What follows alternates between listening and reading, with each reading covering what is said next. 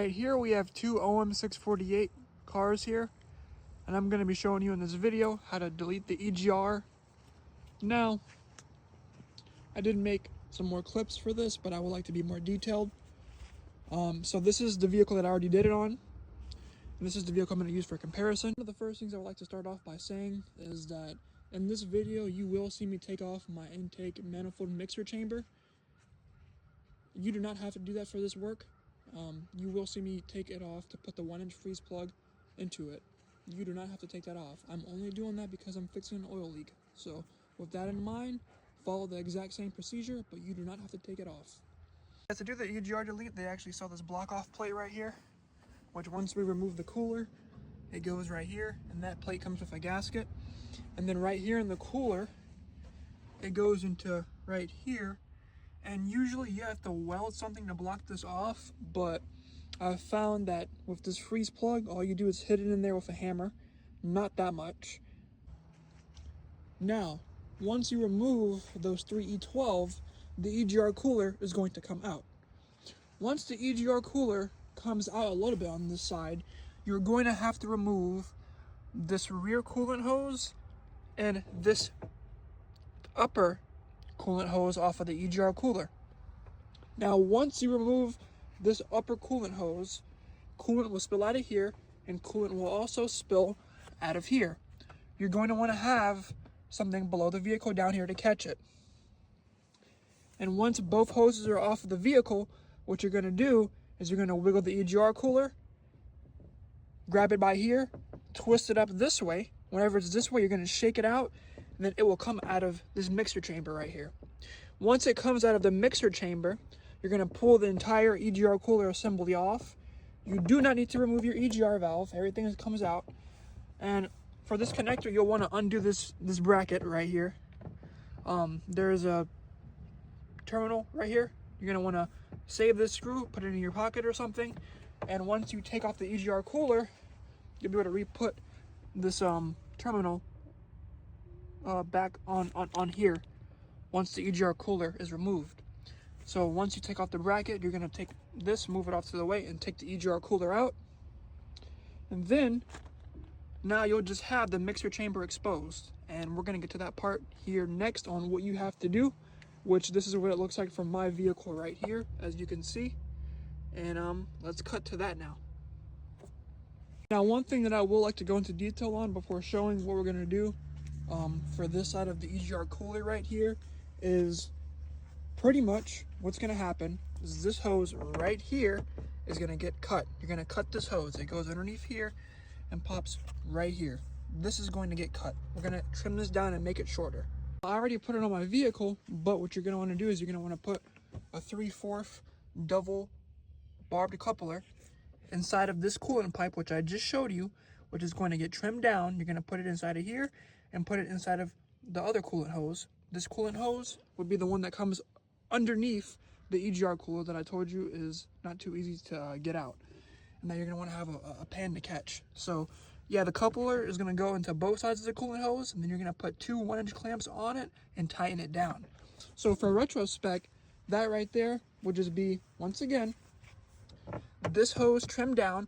Always trim more than too little, you know, and get smaller and smaller until you get the size that you need to connect both of them. And then boom, this hose and this hose get put together and pretty much routed to each other, bypassing the EGR cooler. Now, since I unfortunately forgot to show what that 3/4 double barb coupler looks like, I'm going to put all the parts needed in the link below so you can order them, and you can also see what it looks like. And it's pretty straightforward and easy. Then besides that, let's get back to what I was talking about involving the mixing chamber block off right here. Now for the mixer chamber, here's this freeze plug, and what I'm pretty much doing is I'm getting a hammer and I'm hammering it in here. You don't want to hammer this in too much, but just get it in there so where it's pretty nice and snug. And yeah, so basically by doing this, you don't have to weld this. You could just hammer this in there. And in my opinion, this is actually a bit safer than welding it. because if your welds are not that good and the metal gets sucked into here and goes into your intake, your engine's done for. So this method I'm more of a fan of, and also not everybody has a welder around them, so yeah, this method right here is probably better in my opinion. And yeah, now here it's in here. Now I do have friends that are running this setup. They didn't mention anything about it, but just so there's no boost leak or anything like that, I'm gonna put some RTV around the edge of this. Not a lot, but just enough where I can maybe kind of just pack it in there a little bit, since I'm not exactly too sure how well this seals. Although I've heard it's fine, I'm just gonna put a little bit in here. Then I also did put some RTV in here, inside of here, as you can see, before I insert it. So it should be sealing from the inside fairly well. And I'm just gonna put a little bit on the outside right here, and then we'll go from there. Alright, so applying a little bit of RTV sealant and using my flathead screwdriver, I spreaded it out over the outside of this pretty well. And now we're gonna let this dry a little bit. Then I'm gonna finish with my mixer chamber oil leak right here. So with where I'm at right now, I've officially worked on putting the mixer chamber back on. It's messy, but the RTV sealant is indeed around here doing its job for the oil leak that I had right here. As of now, I'm putting the charge pipe on, and this is pretty much what your engine bay will look like with no more EGR. We have those coolant hoses back here around it with that I'll put a picture above. But anyways, these two clamps routing the coolant hoses together. And now I'm just reassembling everything like the charge pipe, and I should be done with this job.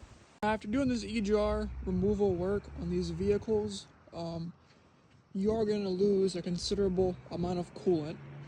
I think that it's very, very important that whenever you're finished with this job, that you bleed your coolant system, because on the radiator hose that goes to the thermostat,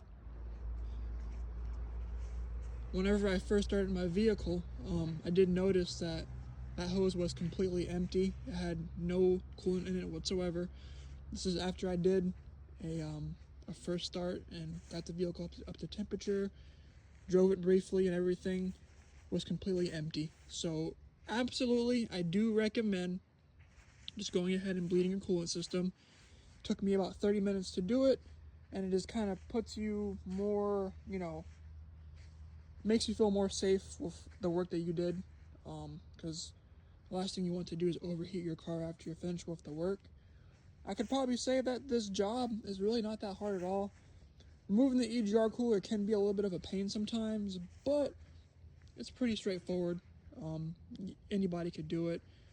Parts are cheap, really doesn't take much, Your car does have to be tuned before you do this EGR delete, so I'm just going to start by saying that. Make sure that your vehicle is tuned for it. Otherwise, you will indeed have a check engine light. So there's plenty of tuners out here for these vehicles that will delete the EGR. Mind you, all this work that's being done is for only off-road purposes only. These vehicles are for off-road use only, or at least this car is, because this is the one that I deleted. This is for off-road use only. This is very illegal, so if you don't live in a state that is somewhat,